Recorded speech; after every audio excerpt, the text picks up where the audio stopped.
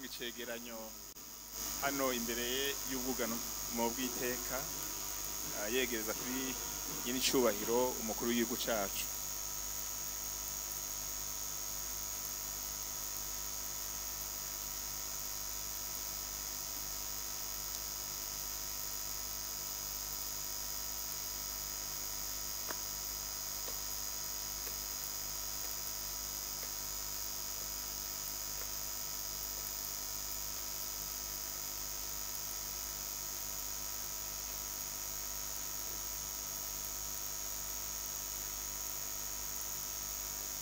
Nkuko muheje kubibona hadefiye batayo 19 batayo 13 z'abasirikare hamwe n'ibatayo 6 z'abapolisi.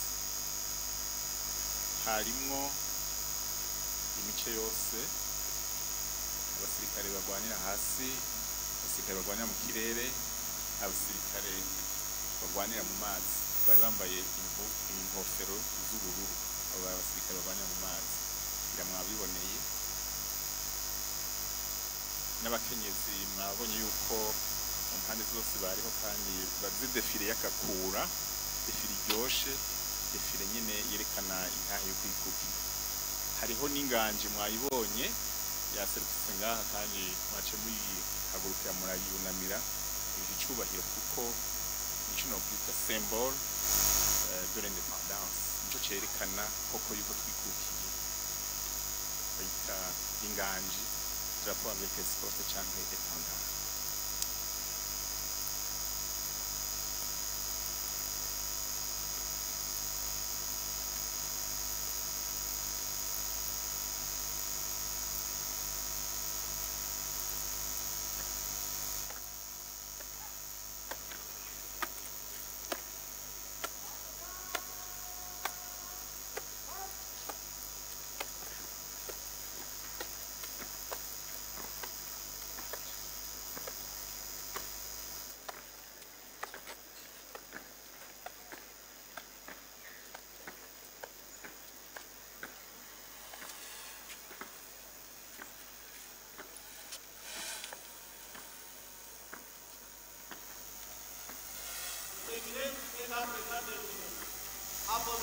Votre Excellence, Monsieur le Président de la République. Priez à votre ordre, Votre Excellence, Monsieur le Président de la République.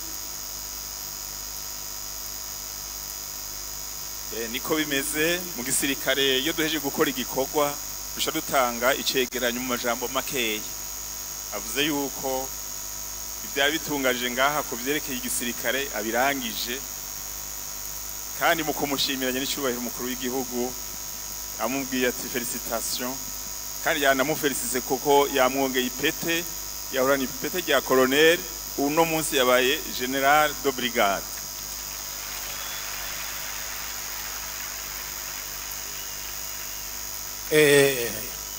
Yarari ryamukanye turorera nivyorosha.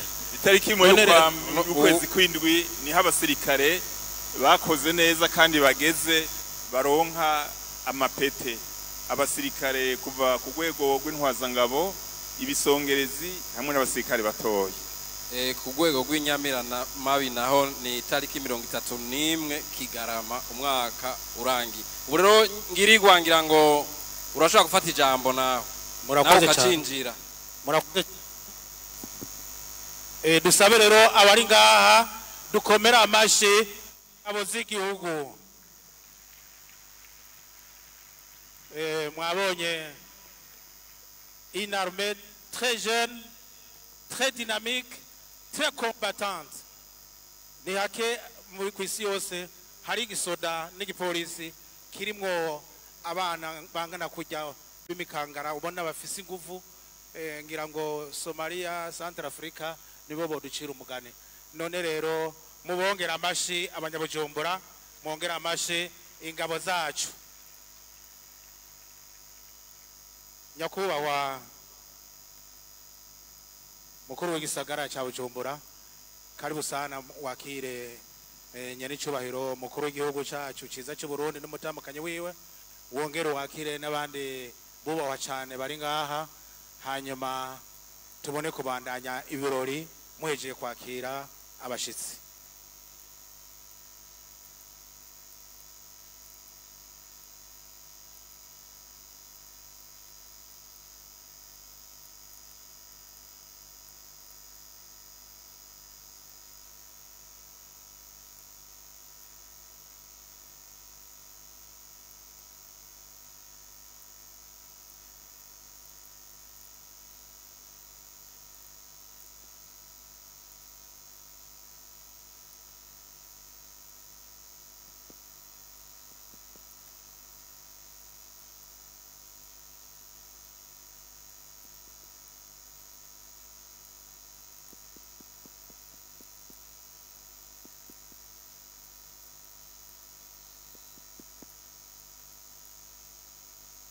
Mana mushobora vyose,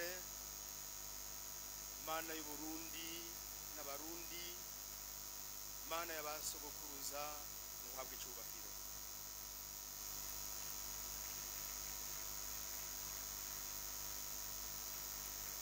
Enye n'icubahiro mukuru w'igihugu cacu ciza c'u Burundi n'umutambukanyi wanyu, enye n'iteka umukuru w'inama nshingamateka y'u Burundi n'umutambukanyi wanyu, inyeni teka umukuru w'inama nkeguzamateka y'u Burundi n'umutambukanyi wanyu, nyakubahwa mushikiranganje wa mbere wa leta y'u Burundi n'umutambukanyi wanyu, nyakubahwa urongoye sentare nahinyuzwa n'umutambukanyi wanyu, nyakubahwa urongoye sentare ijejwe kubahiriza ibwirizwa shingiro ry'u Burundi n'umutambukanyi wanyu, enye niteka murongo w'umugambwe uri ku butegetsi mu Burundi CNDD-FDD, nyakubahwa muhuza w'abarundi, banyakubahwa mwahoze murongoye igihugu cacu c'u Burundi n'abatambukanyi banyu, banyakubahwa batambukanyi babahoze barongoye igihugu cacu c'u Burundi,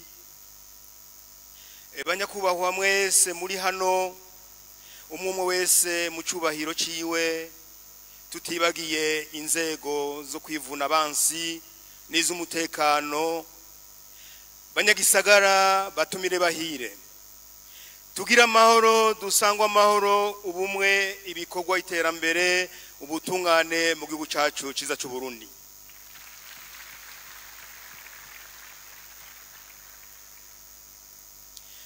Enye n'icubahiro, imbere yo kuduga kwijambo, mu nkundire nkengurukire Imana nyene amahoro yahangaje igihugu c'u Burundi gushika kuri ino tariki, aho duhimbaza imyaka 63 irangiye igihugu cacu cikukiye, ikaba yadushikaniye abashitsi biteka muri kino kibanza ari bazima, nihabwe icubahiro kibereye. Kuri izo mvo ndabasabe tuyikurire ubwatsi mu kuyikomera amashi menshi cyane.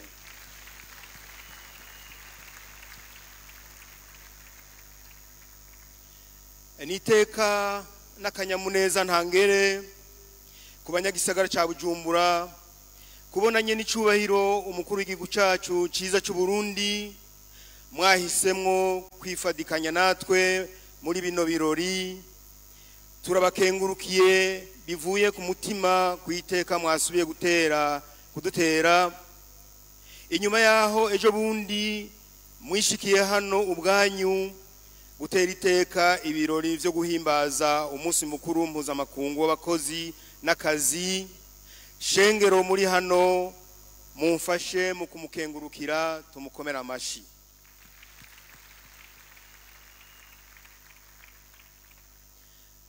Ndahaye kandi ikaze namwe bashitsi bahire mwaje muva mu mihingo itandukanye, n'abaje bava hanze y'igihugu, nongera n'abakengurukira akaryo mwaje kwifadikanya natwe muri bino birori. Na cyane cyane nshimire muri kano kanya abanyagisagara mwasidukanye n'iyonka mumfashe mwikomera amashi menshi cyane gose.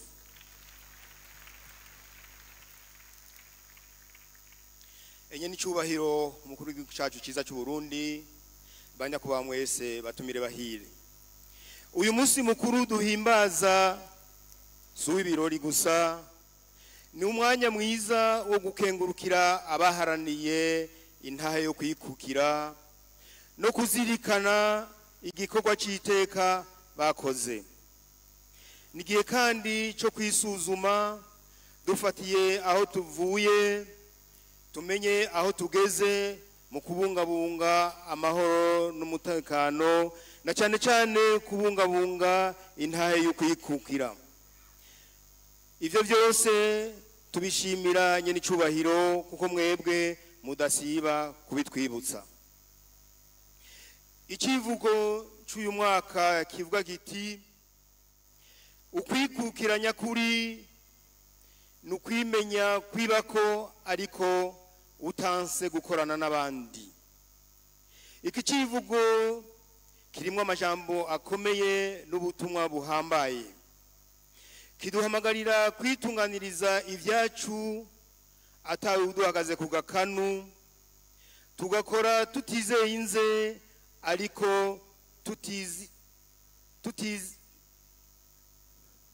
ariko tutibagiye ko dutegereza gukorana n'abandi, na cyane cyane nk'uko umwibutsa w'abarundi uvuga uti ubugirigiri bugira babiri, tubiri tuvura ubupfu, ubwenge burarahugwa kandi ngo akanyoni katagurutse nikamenye yo bweze.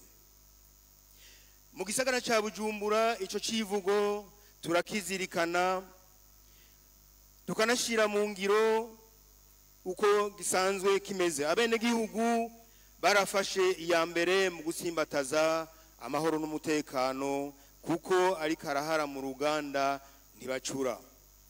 Mu gukamisha amahoro n'umutekano bari ku kivi, baritunganiriza imigambi, bakaba baratahuye ko nyamwigenda ko atarimira impeshi.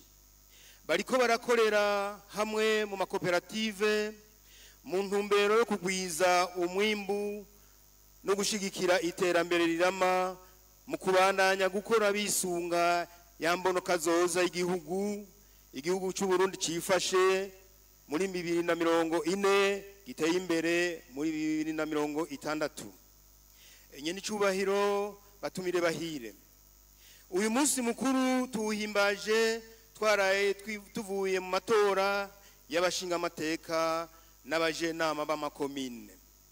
Turashimira Imana ko byagenze neza mu gihugu cyose, nkaba mboneyeho n'akaryo gushimira vyimva mutima abanyagisagara ca Bujumbura kukungene bitavye amatora atamusunikano, bagatora mu mutekano ntangere kandi bagatora neza. Mwagize uruhara rudasanzwe mu kubaka igihugu cacu. Ndakeje bivuye ku mutima abatowe kubwizigirwa abene gihugu bababonyemwo, Imana izobashoboze kwama muharanira ineza ya bose. Imbere yo kurangiza sinogenda ntashimye iyi ntambwe tugeze ko yo guhimbariza iyi misi mikuru iduhuza mu kibanza cy'iteka nk'iki. Nikindi kimenyetso kidasanzwe ku ntahe yo kwikukira twahabuje haraheze imyaka 60 ko yatsimbataye mu gihugu cacu, uravye n'izindi nyubako ziteye igomwe irya nino ngaha mu gisagara ca Bujumbura mbere no mu gihugu cyose. Mu kurangiza rino jambo ry'ikaze nagira nsubire gukengurukiranye n'icubahiro umukuru w'igihugu cacu ciza kuba mwifadikanyije n'abanyagisagara ca Bujumbura mu guhimbaza uyu munsi udasanzwe. Ndabifuriza kuroranirwa umwanya wose muza kumara hano. Nongere nsabe mwebwe mwese muri hano kuza gutegera yompi impanuro kivyeyi tuza gushikirizwa na Sebarundi. Niharambe ukwikukira ku Burundi, niharambe abarundi, Imana yo mwijuru ibahezagire, murakoze.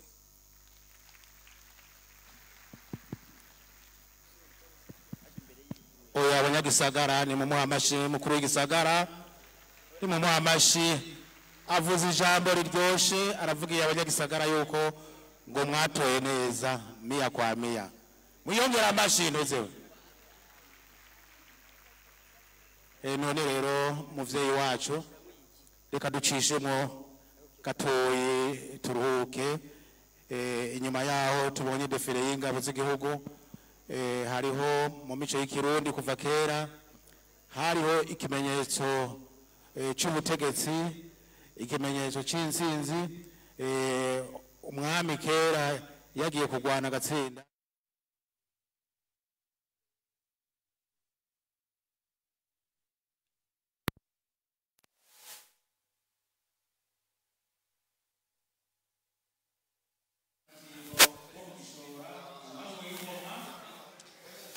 Après le défilé militaire, c'est le moment des discours, vous venez de l'entendre. C'est le maire de la ville de Bujumbura, monsieur Jimmy Hatunimana, qui vient de prononcer son mot d'accueil à l'occasion de cette cérémonie comptable pour le 63e anniversaire de l'indépendance du Burundi. Et pour monsieur le maire de la ville de Bujumbura, il a fait savoir que c'est une joie pour la mairie de Bujumbura d'avoir été choisi par le chef de l'État, Evariste Ndayishimiye, pour justement abriter ces cérémonies au niveau national. Pour lui, cette journée, ce n'est pas une occasion réservée aux festivités uniquement, mais c'est plutôt une occasion offerte à tout Burundi d'exprimer sa reconnaissance envers ceux qui ont lutté pour l'indépendance et de penser à ce qui doit être fait pour la sauvegarder. Et le maire de la ville de Bujumbura, Jimmy Hatungimana, est revenu également sur le thème retenu pour cette célébration, à savoir la véritable indépendance, c'est savoir exister par soi-même sans refuser de collaborer avec les autres. Voilà l'essentiel du message qu'il vient de prononcer et c'est la suite des festivités. Je vois les tambourinaires qui s'apprêtent pour justement battre ce tambour, une richesse nationale et même internationale parce que il y a pas mal de temps, le tambour burundais a été inscrit sur le patrimoine de l'UNESCO. Ça veut dire qu'aucune autre nation ne peut oser faire une photocopie, si je peux me le permettre. Ça, c'est une propriété pour les Burundais uniquement. Et voilà. Ngabo rero abatimbo baratanguye kuvuza wa murisho ubutunzi bw'Uburundi atahandi hantu na hamwe ku isi zopfa ubusanze.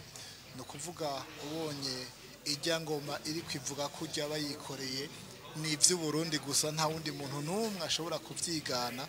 Abyiganye naho yivengera azoba tuvongere. Ego Ejide, ingoma z'Uburundi zara kamera mukwege mukwegera ku ubutunzi bwemejwe ku isi yose. Ingoma n'abanyagishora rero ko nabivuze n'abahinga badasanzwe bashobora kuvuza ingoma 65 cyari w'ingoma z'Uburundi. Mugabo mu busanzwe ko kwigana birekuwe byo harimo n'amategeko. Ingoma y'Uburundi noneho kuva na kera narindi twumvise ingoma y'Uburundi, twumva ubutegetsi bw'Uburundi kuva ku ntwaro ya cami. Ingoma cami ari kimenyetso kiri mu biranga mu karangamutima k'imico n'imigenzo y'Uburundi kuva ku ntwaro ya cami n'imbere yuko abakoroni baza gutwara Burundi. Ingoma zamye zifise agaciro kuko cari kimenyetso c'ubutware, cari kimenyetso c'ubwami. Noneho hari n'abakoresha ijambo ngo ingoma y'igihugu iki niki iyo bashatse kuvuga ubwami bw'ico gihugu. ego ingoma rero z'uburundi nizubahwe kandi noneho uriko urabiraba barya abantu bariko barazivuza barya batimbo bazivuza neza Egide urabona ko bafise ubuhinga budasanzwe twumvise yuko abo bariko batimbo ara bavuye mu gishora mu gishora naho ni mu ntara ya Gitega n'ahantu hari ikirimba c'ingoma na ba mukerarugendo baragenda bakashika bakabona ingoma z'uburundi kuko kukaba nkako ingoma ni kimwe mu vyo uburundi bwirata kuba rero no munsi wo guhimbaza imyaka 63 irangiye uburundi buhabuje ntayo kwikukira kuba ico kimenyetso c'ingoma kitahatanzwe birumvikana cane Egide ego Yves burya ari akantu rimwe na rimwe kagora gutahura iyo ibintu utabikora n'ivyo biragora gutahura mugabo twe turabibona ingoma twazibonye kuva tukiri bato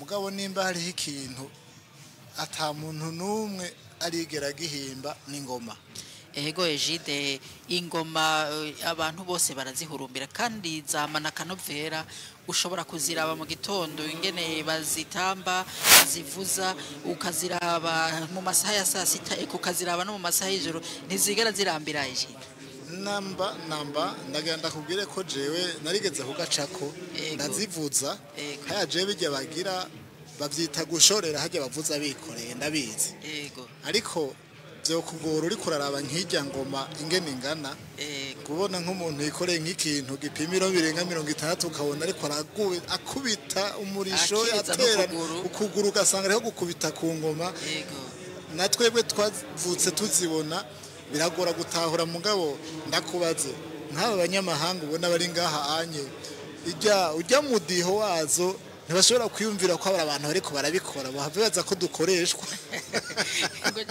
nabibonye mu minsi heze Egide ngira ngo abakurikiranye imbonesha kure y'igihugu barabonye ingene uburundi abavuzi n'ingoma batimbo b'abarundi baheruka mu Buyapani Egide warabona yuko nk'abo muri biriya bihugu vya Aziya batamarirwa cane mbere ngo bashaka yuko atani ibindi bihugu vyogira ico vyerekanye kuko ingoma z'uburundi zarabakoze ku mutima ego cyane raba nawe nibyo nakubwiye nti abarundi tuziraba dufate nk'imisi yose turashobora kuzibona bariko baragira imyimenyerezo ngaha mu gisagara ca Bujumbura canke aho uciye hose mubuze uraba umuntu wese abonye ahantu yumvisa ntayo bavugira ingoma atera agenda kuraba ibiriko biraba ingoma aho ziri ntiziri barinda kwashengerera reka ngira ngo tureke abakurikirana televiziyo y'igihugu bakurikirana ingene abo batimba bariko bararyosha ibirori hajya rero niho uja kubonera ubuhinga aho uri kuraraba abatabizi bibaza ngo bagiye bahejeje kumbure hajya akazi nyamukuru ni kare bwatangure arindira abarundi bavangura abakayagwa akagira akayagwe ngaha yego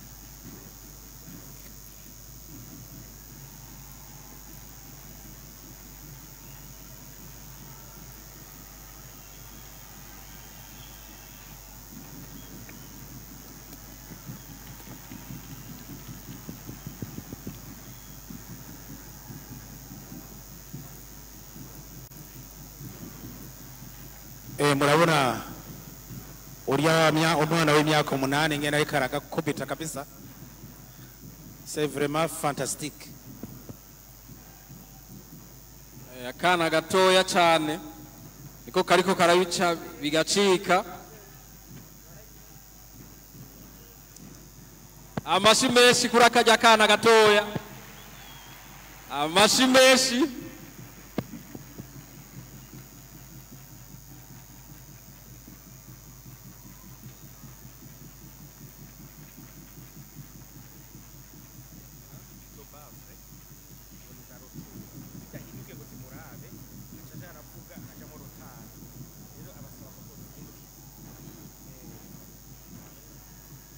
Ubu naho abafise amasuka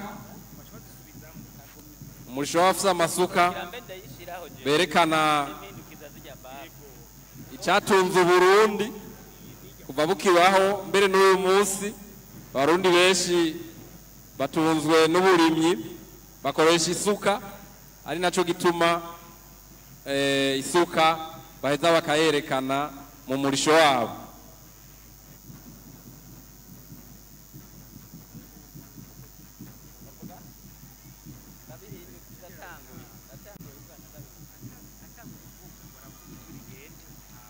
Amashi menshi ku isuka yacu, ku burimyi n'ubworozi bwacu utunze Uburundi, bwatunze Uburundi. Akuya karabishe. Murabona yuko mukanya bariko barakofora isuka ku burisho wo mu Gishora bahora bababwira abanyagisagara iwabo w'ingoma, ingoma zatanguriye mu Gishora. Nabo rero mubona ni wikomine ya Giheta mu ntara ya Gitega. Abo mwana umutama n'umutama abatamakazi ntibavuza ingoma mugabo barasasira, ariko umwana avuka avuza ingoma, umutama agasaza avuza ingoma. Hajya mu kanya hari umutama atagira amenyo aza gusozera muraja kumubona. Mutama asigaranye amenyo makeya cyane.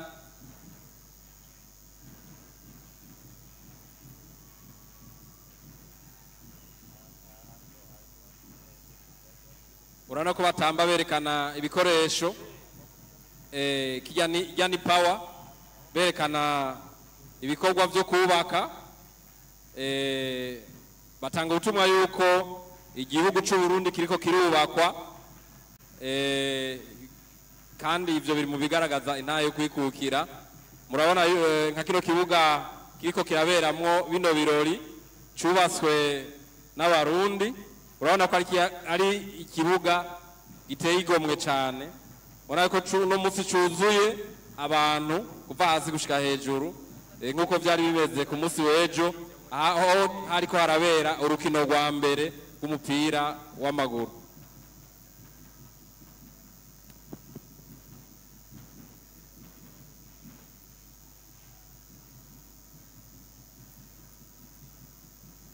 Kakagoma gatoya kerekana imana y'Uburundi, ariko aragatambisha agafatishije amenyo hajya ne agafise.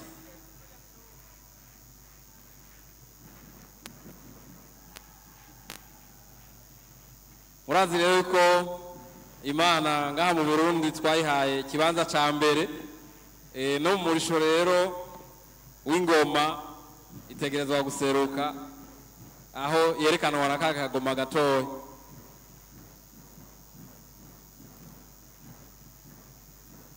Naho mwaryohewe abanyagishora, ndabona mwaryohewe cyane muriko muravugiriza muri kino gisagara cya Bujumbura, kandi muribuke ko menyesha bari ngaha ko muheruka kuvugiriza no mu makungu. Muri Ethiopia mwaragiye, mu bihugu vy'Iburaya mwaragiye, no muri Amerika mwaragiye. Nibaza yuko musigaje kuja mu ijuru, rero mugerageze gusozera.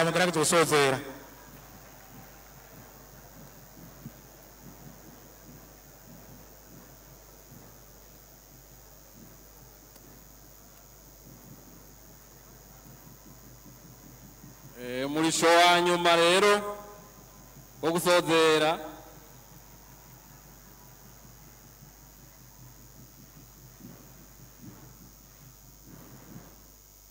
bahamashi amashi beshane Kizigenza yakirije amaboko avuga ati stop bongera amashi abavuzi b'ingoma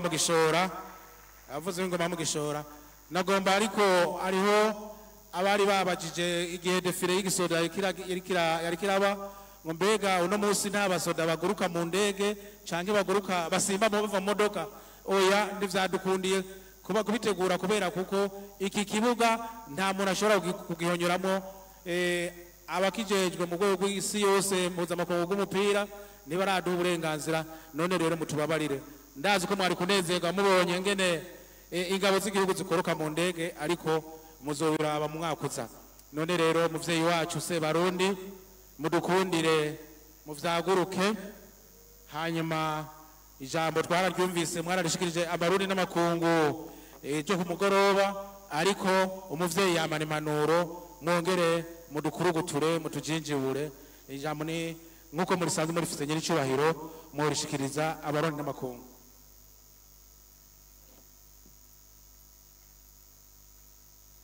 nyiricubahiro mana mushobora vyose wewe nyene urukundo wenye n'impuhwe n'ikigongwe wewe warinze Burundi tukaba duhimbaje uwo munsi mukuru turi mu mahoro none nahazwe imyaka n'imyaka mufate ivyicaro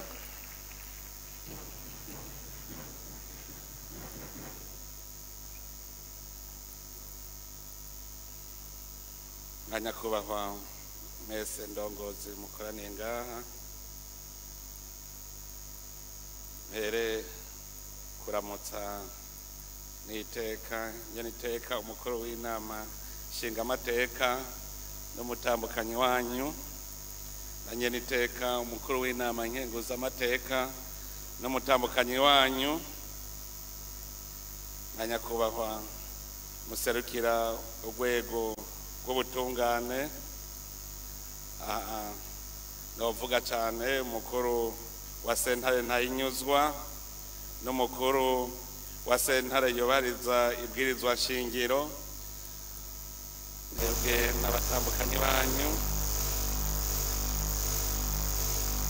nyakubahwa muhuza w'abarundi na nyakubahwa mwahoze murongoye igihugu cyacu nyakubahwa Rayize Domisiano na nyakubahwa Bantunga ya Silvestre n'abatambukanyi banyu banyakumbaho abatambukanyi babahoze barongoye iki gihugu cyacu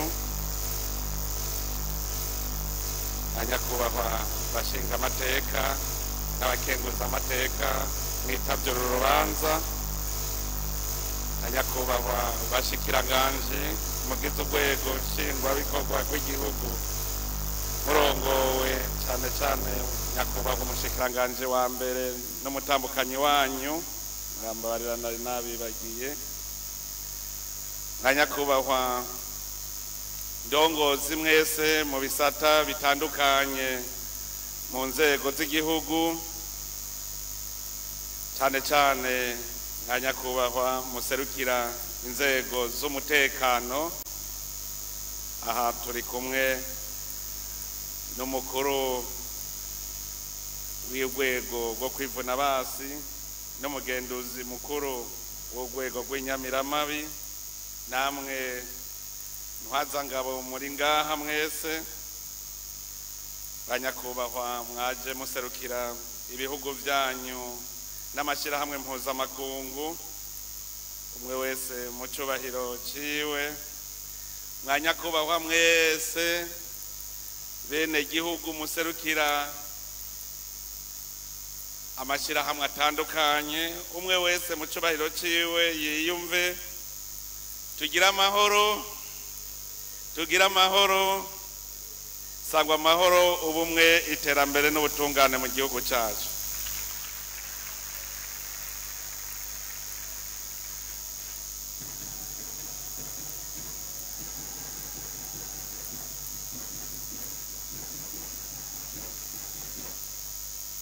uno munsi abarundi bose bafise akanyamuneza kadasanzwe akanyamuneza kuko igihugu cacu carose intahe yo kwikukira carayihabuje kuko cari gisanzwe kiyifise. None rero uno munsi twahuye kugira ngo twiginane twibuke uwo munsi na cane cane twibuke iyo tuva. Ejo nari narose umwanya abakoroni basanze gifise ubutegetsi bukomeye, nico gituma abarundi ba kera bose umugabo wese yari ingabo bakavantara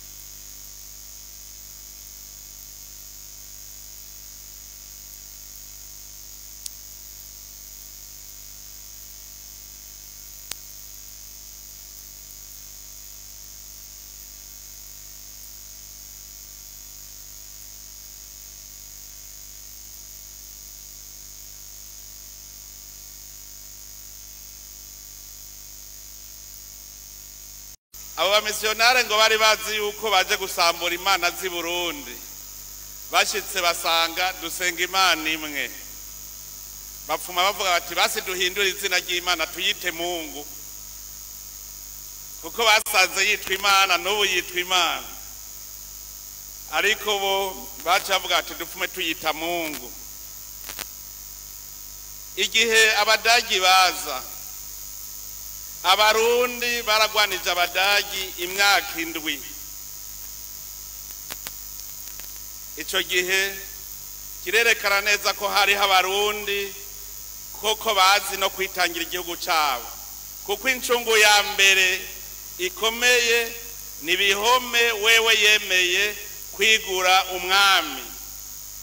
Murumva ko Uburundi ni igihugu cy'abantu bankakagaye, nico gituma n'umuganwa Rudoviko Rwagasore yagumye aharana kugira ngo Uburundi bugarukane iteka bwari bwanyazwe.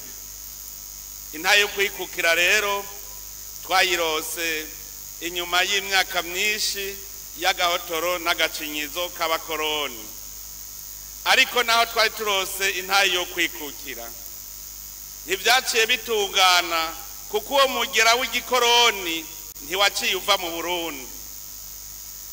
Hari imigwi ibiri, hari abarundi b'ibipfa mutima batemera ko gateka k'igihugu kagaruka, hakaba n'abarundi rero b'umutima bagwanira iryo teka ry'u Burundi, aribo bari barongowe n'umuganwa Rudoviko Rwagasore.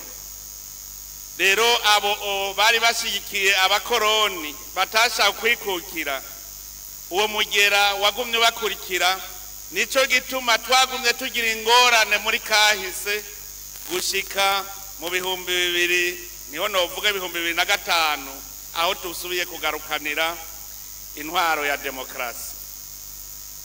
Ico gihe abarundi bose bari ngabo,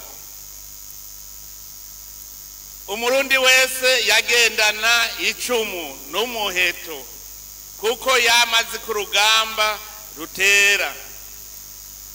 Ubu rero mu gihugu cyacu ako karanga ko gukunda igihugu no kucigura dutegerezwa gusubira kukavukisha mu mitima yacu. Murabonye ingabo z'igihugu sizi gusa, ni ingabo zizi kwitangira Uburundi, zikitangira mbere n'ibindi bihugu. Igihe twari ko dutangura kubaka izi ngabo mubona uno munsi, murazi ntivyari byoroshe, ariko kubera uwo mutima w'abarundi wuko dutegereza gukingira igihugu kubaka ingabo z'igihugu n'inyamiramabi ntibyatugoye ariko rero dutegereza kugaruka ku karanga nico gituma mu ngabo z'igihugu twaraye dufashe iyindi ntumbero yuko abarundi twese dutegereza kwiyumvamo igihugu kandi ko dutegerezwa kugikingira no kukigwanira hariho rero umugwi w'inteko mu rwego rwo kwivuna basi dushaka ko aribo bazoguma bigisha abarundi kugwanira igihugu ndetse no kugiteza imbere n'urugamba rero uno munsi twumve ko kwikukira no kwikura ko agasuzuguro kugira wikure ko rero agasuzuguro nuko uba wigaba ukigaburira nta muntu avumba bahicubahira muze murabe hose umuvumvyi bama bamushira ku ruhande nta muntu asega bahicubahiro akararo gato inotanga muri iyo minsi heze twahora tuja kuvumba ikibuga c'inkino z'umupira w'amaguru mwumve ako kamaramaza mwibaza yuko hajya badutiza twaragura muga naho twagura baguma bavuga ati none ico gihugu ntigishoboye kwigirira ikibuga c'umupira w'amaguru ariko abarundi mwese kubera kwanka agasuzuguro mwaraterereye turiyubakira iki kibuga turaciyubakira none ngiki ejo twaragikwanguye ubu hasigaye yuko rero tuzocinjira icese twarabonye ko ari ikibuga gikwiye kandi cemewe kubaka iki kibuga ndababwiye nti dutegerezwa kubaka gishasha sambura iki tubake bishasha bose bagiye mu kajembegete bati none tuzokurahe uburyo ndababwira nti je ndazi ko bizoshoboka sambura baratinya umunyamabanga mukuru w'umugambwe CDF ndaravyibuka ejo twavye tubivuga baratinye bose nije niyiziye turagisambura kugira tubake gishasha Imana rero yadufashije mwese ndabakeje kuko mwaragiterereye kandi iki ni kimenyetso yuko abarundi bashoboye n'ibindi tuzobikora kandi biruta no ngaha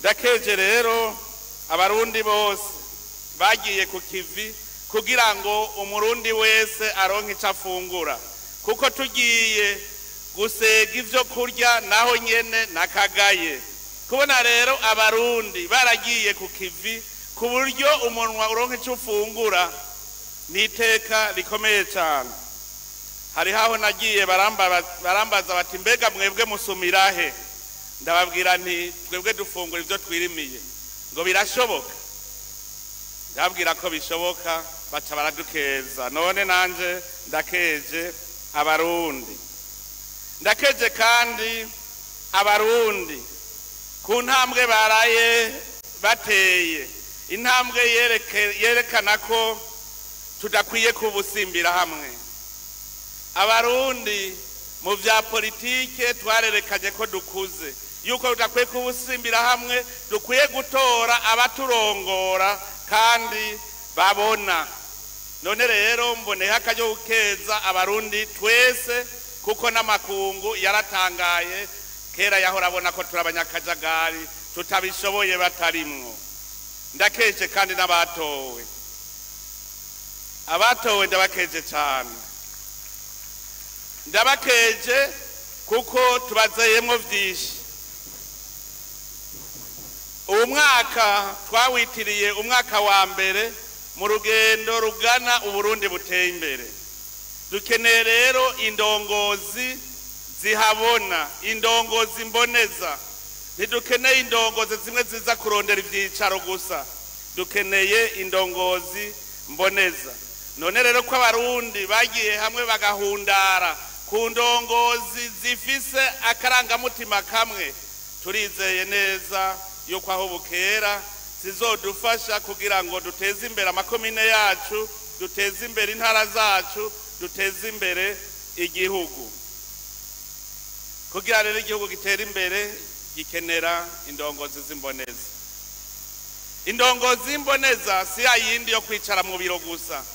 Indongozi y'imboneza iragenda mu bene gihugu ikumviriza ivyo bakeneye, hanyuma nayo ikabafasha kubona ico bokora n'inzira bofata. Indongozi igenda ikicara ngaho ikibera hatara kimwe iri kwirakorera bene gihugu, iyo ntibikwiye. Dutegereza rero kuronka indongozi mboneza.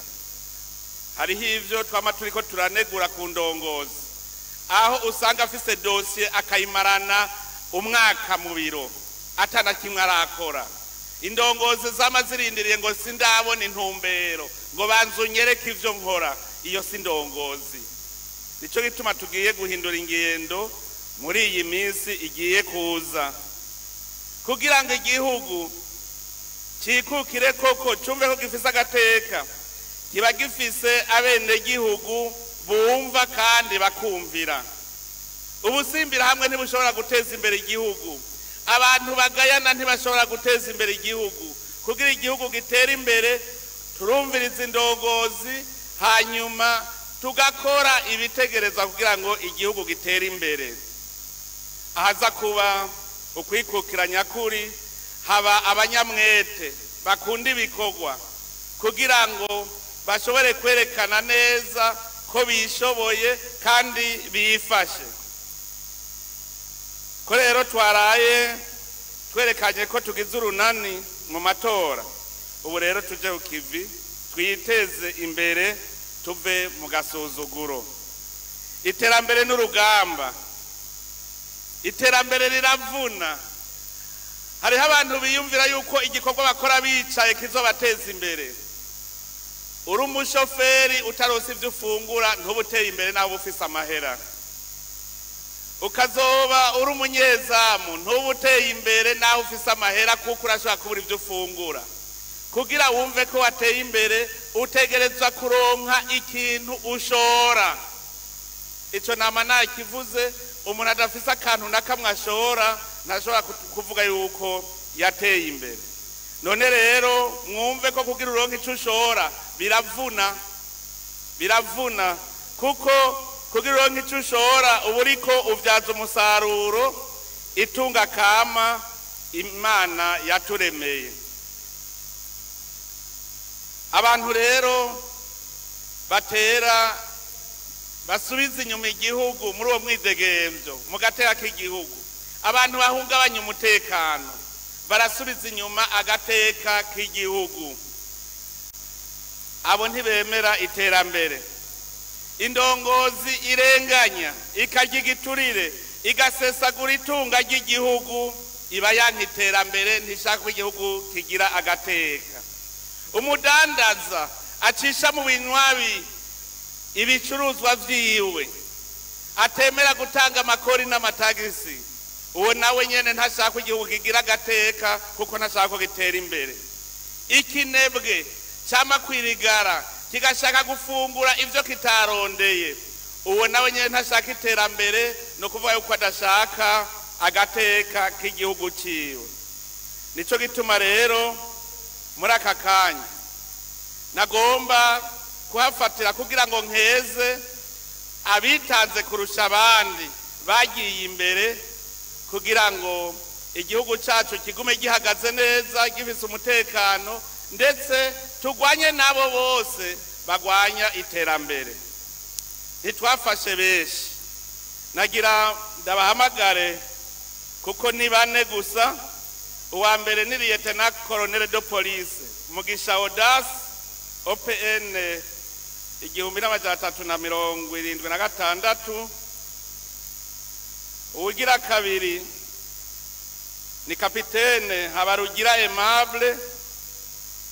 Uwugira gatatu ni Lieutenant Ndayisaba Richard. Uwugira kane ni Caporal Chef Ninganza Richard. Abo nibashike ngaha kuko barakoze birashimwa. Uyu wa mbere Lieutenant Colonel de Police Mugisha Audace yaragwanije bimwe biboneka abantu bama bashaka gusahura igihugu bacisha ibintu mu binywabi bwabo butare yabikawa akorera mu ikomine ya Kabarore.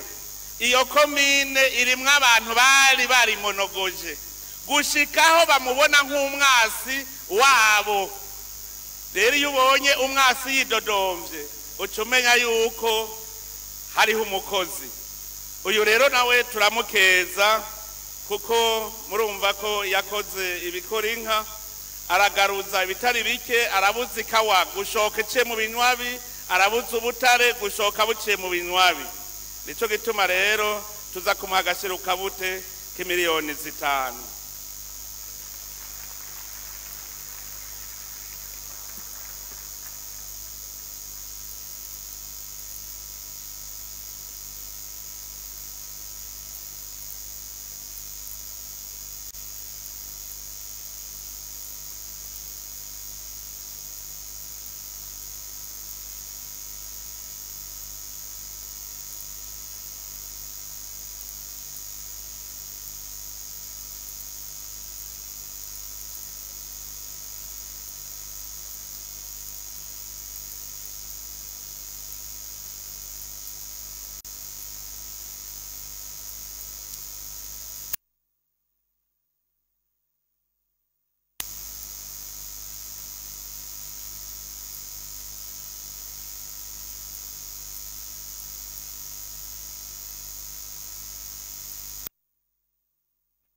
Aba batatu nsa n'ubavugira rimwe, abarahagarariye igihugu barahagateka urwego rwo kwivuna basi. Twarabatumye kugira ngo bakinge umwasi ataradushikira. Murazi ko umwasi yagira yinjirire ngaho Kongo, baragiye baritaga bimwe bikomeye atanumwe yobihakana, naho bari kumwe n'abandi. Aba baritaze kurusha abandi ku buryo uno munsi twaba dufise amahoro nuko bafise abo batinya. Aba rero nabo turabaha ikidari cy'umwaka katwongere izi ntwazangabo 2 turaziha imiliyoni 4 hanyuma na Caporale Chef n'Inganza Richard nawe tumuha imiliyoni 3 kugira ngo tubatere intege. Turazi yuko ingabo twatumye zarakoze. Nihaba turi mu mahoro, nitwaba twatunganije amatora neza, nitwaba uno munsi tumerewe neza, mumenye ko ingabo twarungitse gukinga hajya hakurya zadukingiye. Nagenda basabe mbere musubire muzikomera amashi.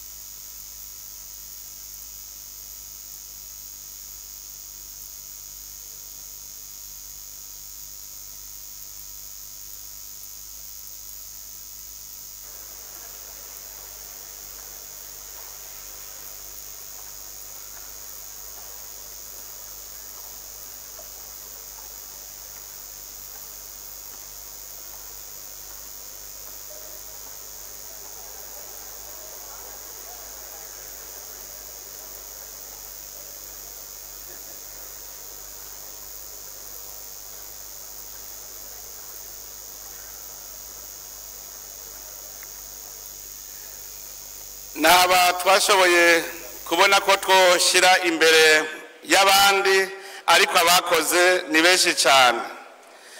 nagomba rero mu guheraheza mpereze ku mpanuro nkeyi nk'uko twamaduhanurana iminsi yose. Nagomba bwa mbere abarundi tubanze dutegere icyo ari cyo kwikukira. Umurundi wese iyo agize ikibazo mu gihugu akirondera yuko gitorerwa umuti hanze, uwo murundi ntaramenya icyo ari cyo kwikukira. Twama tubibona akenshi mbere twiyumvire yuko boba ari abagifise ka gatima k'abapedese, bamwe n'ubu batarumva ko barikukira, bazi ko batwarirwa mu mahanga. None rero nagira mpanure abo barundi, muvi buzimu muji buntu, mumenye ko igihugu cy'u Burundi carikukiye. Nta kindi gihugu na kimwe cyashirahamwe na rimwe rizoza kugaba uburundi ngaho iwacu. Niba ikibazo cyawe kijanye hanze, nuko utakigira umutima wo gukunda igihugu cyawe. Kandi urugero rero dupimira ko nico, hariho abantu babonye abenegihugu batabatoye baca biruka muri ONU no muri Union Africaine ngo babatabara, aho kuja mu benegihugu ati hanyuma murazopfuma mundabagiza. Noneho nizomutora. Abo berekana yuko bagifise umutima w'abapedese, yuko ibibazo by'u Burundi bitorerwa umuti hanze. None rero ndabasavye basubize umuzirikanyi wabo mu kibanza, baba barundi bamenye ko abarundi tuzokwama dutorera ibibazo byacu umuti turi ngahi Burundi nyene. Ndetse mbere turanavyorosha ubu twama twicaranye tuza turaganira. Ubwa kabiri ngaruka ku ndongozi, twaraye tuvuye mu matora, ubu tugire iyindi ntambwe. Ubu mumenye yuko ibikorwa byose tuzobikorera mu ntara. Indongozi rero itabona hamwe bita ku kibuga aho ibikorwa bikorerwa, iyo ndongozi yo birakinjura ikaja kwiga ingene barongora abandi. Mwijambo ry'Imana handitse ngo udashoboye gutunga umuryango wawe woshobora gutunganiriza abandi gute? Handitse kandi ngo ugutanga bisumba guhabwa. None uzotanga iki udafise? Indongozi rero uno munsi ndabasavye, nimwamushaka ko Burundi bugira agateka, nimwamushaka ko tuva mu gasuzuguro, mwese muje ku kivi. Ntihagire umuntu azosubira kumarana dossier indwi, ntihagire kandi n'uzosubira kurondera igiturire cyangwa gusesagura itunga ry'igihugu. Tucubake. Aha mu mahera yubatse ikibuga hariho amahera twatse abari bayivye. Ubu rero naraye ndabivuze, ntituzohiga imanga ko umuntu naho azoba yagenwe mu mabanga uyu munsi agacumura ejo arataha. Mubimenye.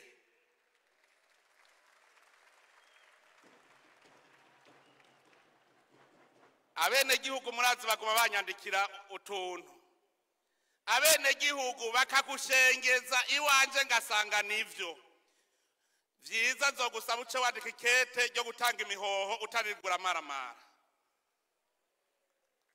Abenegihugu nibo bene igihugu kandi barafise nimero yanje barabimbwira. Kare mwaridoze ko nguma ndababaza nti iwe umuntu kutamutunganirije uyu kutatunganije. Ubu rero nzobabwira ko mwananiranye ari dayimoni bagenza. Idayimoni nayo tuzoyisengera wavuye ngaho muri ayo mabanga, tuzoyisengera. Idayimoni ntinesha abasenzi.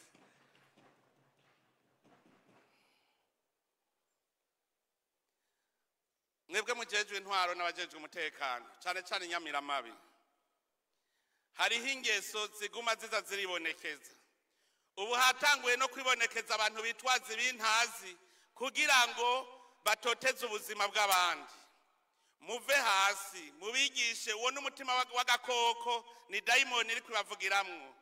Kwitwaza ibintazi ngo ibirozi kugira ngo utoteze ubuzima bw'abandi, ico tugiye kukigwanya twivuye inyuma. Abo bakitwaza rero ibintazi mushaka mwe murasubiza inyuma. Ico twiyemeje nk'urwego rw'igihugu, uburongozi bw'igihugu, nuko tugiye kubandanya dukingira igihugu cyacu. kibe igihugu kitavogerwa. Ni muri iyo mpamvu mpamagarira abarundi twese kuva hasi dukura ibirenge hasi, kuko umunsi ugwaruka gwakura ibirenge hasi niwo munsi twataye kubona iterambere. Mu minsi yahera ugwaruka gwagenderera kwega ibirenge, ubu rero twese duhaguruke tuzoja mu mitumba tubigishe gukunda igihugu, tubigishe gutambuka kubona imbere, niho igihugu dushobora kugiteza imbere. Ubu rero twiyemeje yuko tugiye gukora ibishoboka byose ntihagire ikibi gikorwa muri iki gihugu, abene gihugu bumve ko bose bakingiwe, bafise umutima mu nda, bashobora gukora batakebaguzwa. Ubugira kabiri nuko tugira dutangura ibikorwa byo kugwiza umwimbo. Ejo mwarumvise ibyo nashikirije, mu burimyi dushaka yuko amatongo yose atarimye tuyaha abarimyi bayarime. Amatongo ya leta ataca ariko arakora uno munsi tuyaha abarimyi bayarime, igihe hazozira imigambi y'iterambere tuzoheza tuyikorereho, mugabo hatari hicaye, kuko hariho abaguma bayarabaraba uko gusa.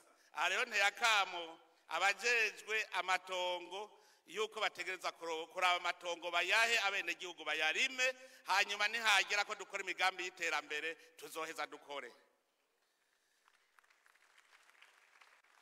Ikigira kabiri naravuze ku gisata cy'ubutare. Twarabonye neza ko Burundi budashoye hanze ntibuzotera imbere. Ubu rero tugiye gufata uwundi mukenyuro mushasha. Twarabonye ko hari abarundi benshi b'abahinga bazi gucukura ubutare. Twarabonye ko hari abene gihugu amakoperative babishashaye.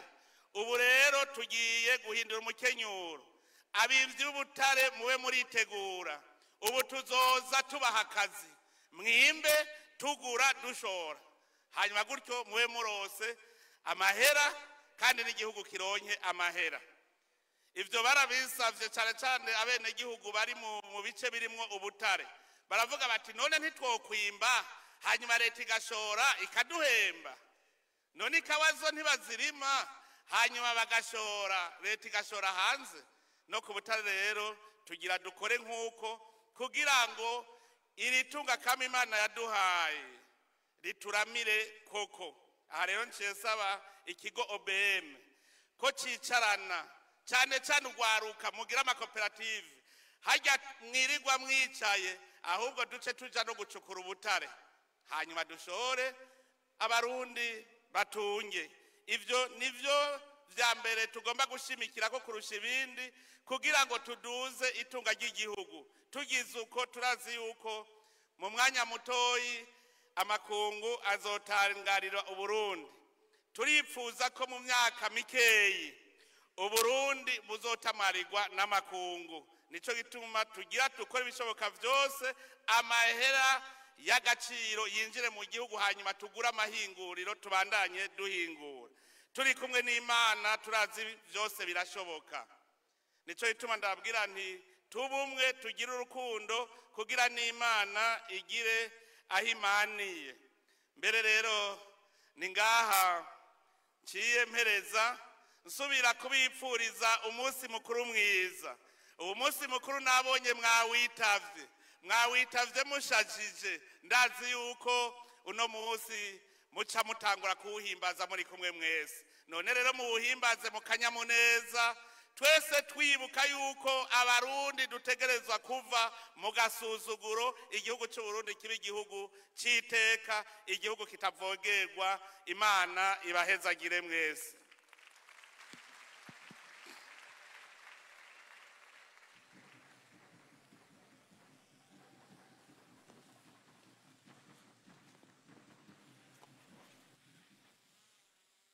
Mwongera amashi umuvyeyi wacu Sebarundi.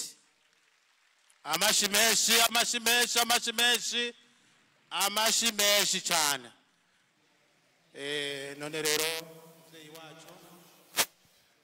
Vous venez de l'entendre, le président de la République Evariste Ndayishimiye vient de prononcer son discours du jour.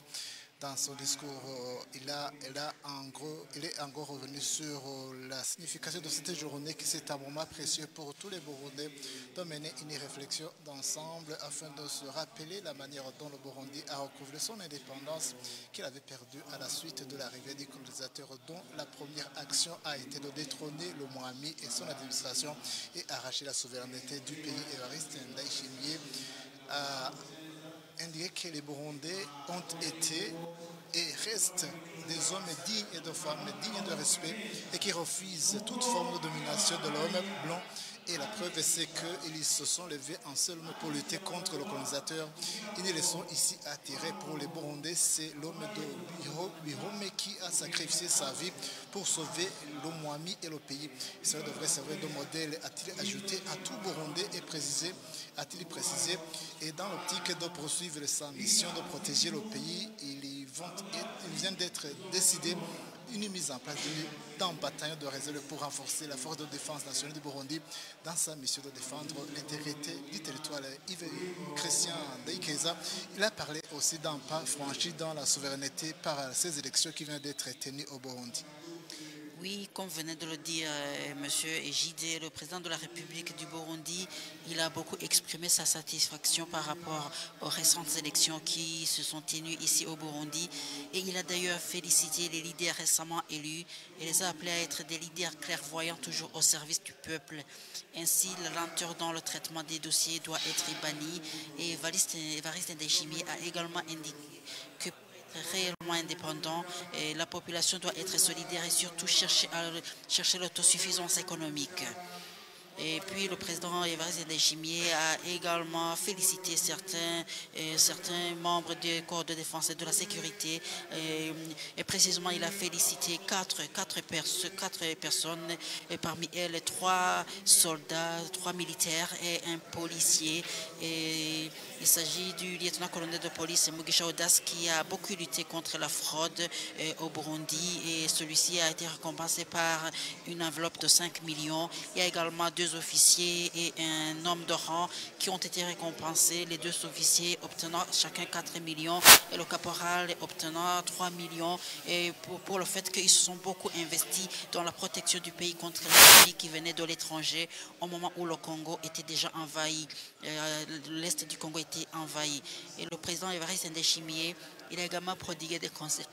Il a prodigué des conseils aux Burundais, notamment pour qu'ils comprennent que dans l'indépendance effective, il ne faut pas attendre que ce soit les pays étrangers qui viennent trouver solution aux problèmes survenant dans le pays et indiqua par la même occasion que cette attitude serait pareille à celle adoptée par les partis pro-colonisation des années 1960.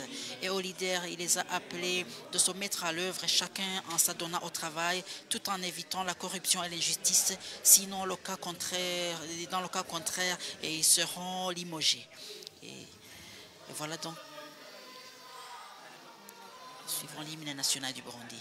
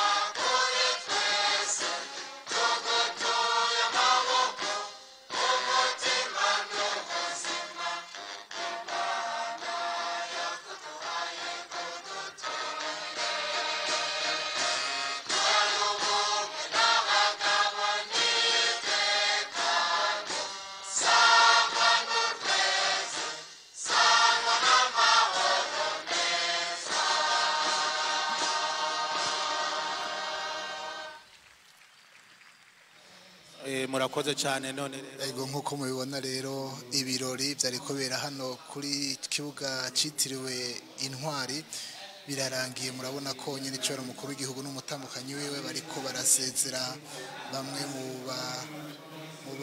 mu bitavye ivyo birori murabona abahoze barongoye kino gihugu Perezida Domitien Ndayizeye n'umutambukanyi wiwe Sylvestre Ntibantunganya abahoze ari abatambukanyi ba mbere bakuru b'ibihugu ariko arasezera zimwe mu ndongozi y'umushikiranganje wa mbere n'umutambukanyi wiwe umukuru w'inama nkenguzamateka n'umutambukanyi wiwe ego abubahwa bari bitavye bino birori rero murabona yuko ibirori birarangira barasezera abubahwa bitavye bino birori ego nkuko tuvyibutsa biro vyariko bera hano ku kibuga citiriwe intwari urabona ariko asezera umunyabanga mukuru w'umugambwe CNDD FDD Reverien Ndikuriyo ivyo ni ibirori vyari bibereye ijisho ibirori vyabereye hano ku kibuga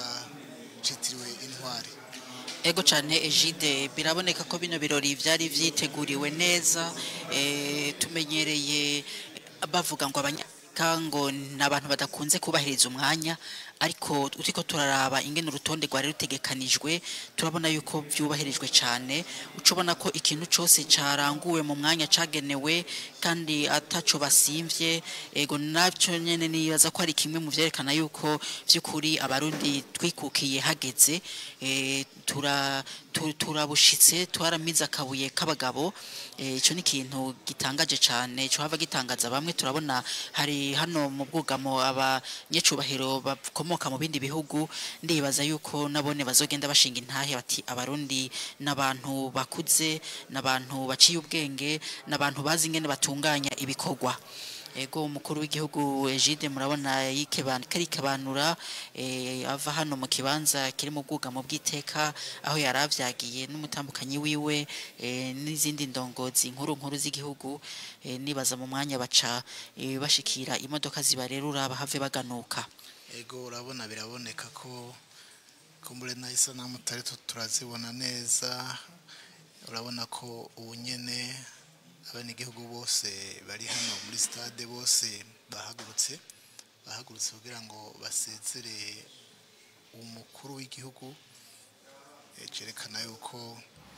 ibirori ndumva ya miziki ya fanfare y'icubahiro y'abasirikare kumbure bariko bazugiriza inyuma y'ikibuga aho nyene cyari umukuru w'igihugu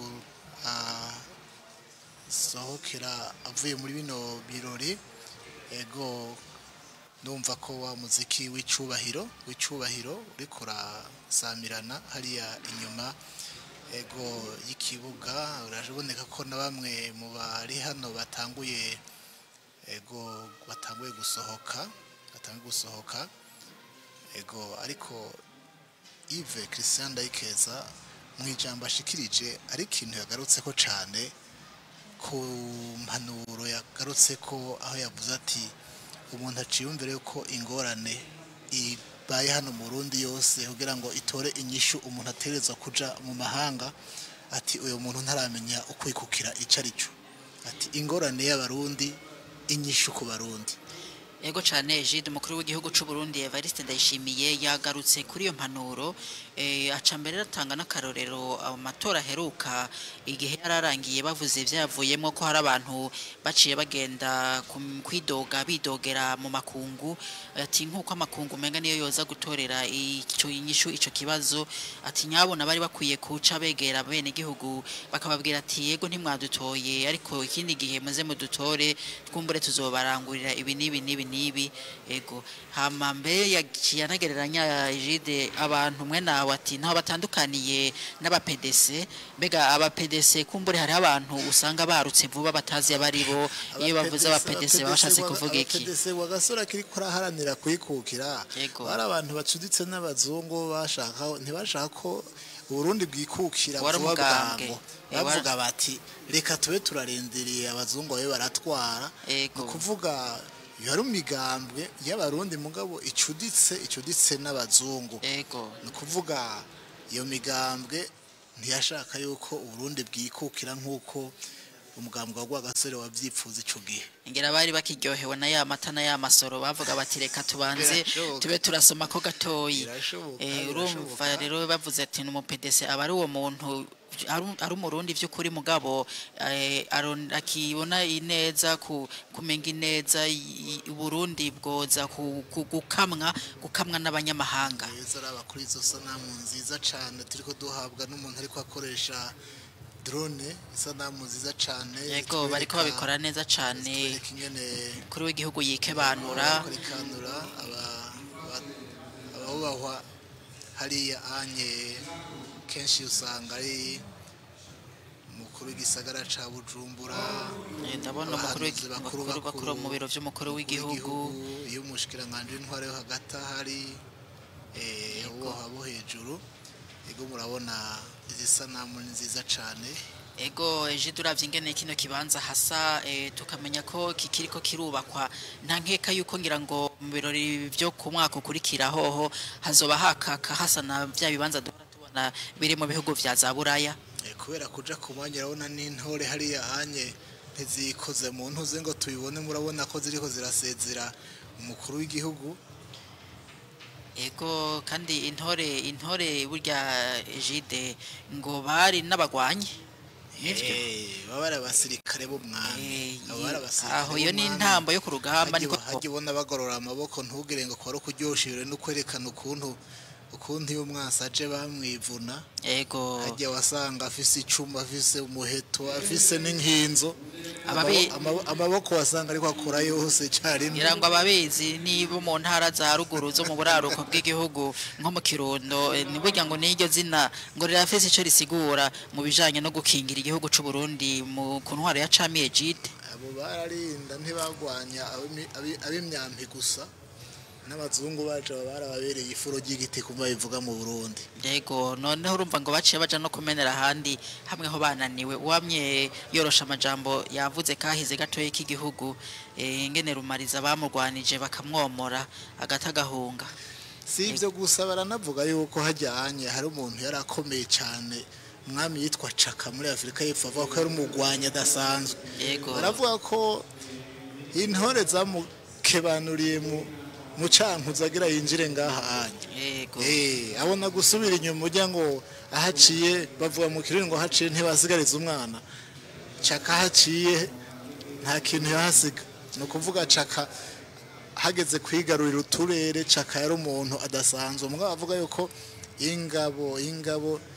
ingabo z'umwami zamushubije inyuma ageze hariya muntu zenya mu cankuzo ego rero turabona yuko ibirori biri ku musozo mbona ariko baheraheza batwereka isanamu nziza ya Bujumbura nziza igisagara ca Bujumbura ivyo ntitwari tubimenyereye kubibona hataraboneka ubwo buhinga bwo gufata amasanamu badugije ka kantu twavuga mu kirere nuko yivene baza ko cyo turasozera natwe duhava dusaba bahereze dusubize antene hariya twaje tuva abadutumye bashikire antene yabo kugira ngo televiziyo y'igihugu ibandanye n'ibiganiro vyayo yego cyane Jide birori birarangiye hano rikatubwira abumva ururimi rw'igifaransa ici au stade Intwari les cérémonies viennent de se terminer le président de la République a déjà quitté cette place il est en route vers un autre endroit où peut-être il va se reposer un peu et puis donc merci d'avoir été avec nous ça a été un plaisir de vous faire partager les moments le déroulement de cette célébration ici au stade Intwari et vous étiez avec moi Ndaikeza Jean-Yves Christian et mon confrère Ejide Mbazumutima. Merci et restez en compagnie de la télévision nationale pour la suite des programmes.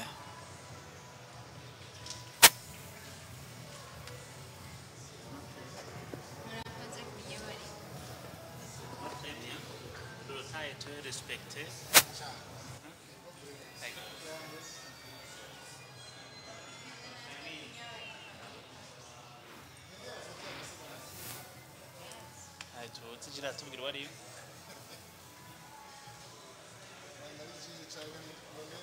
niwe nabonye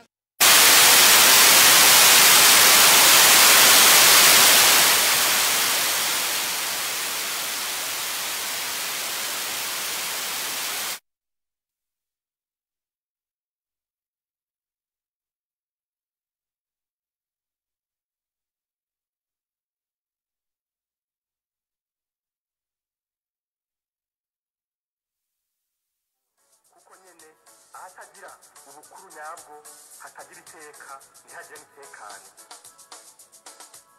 ahatagira ubukuru nyabwo ntihaboneka amajambere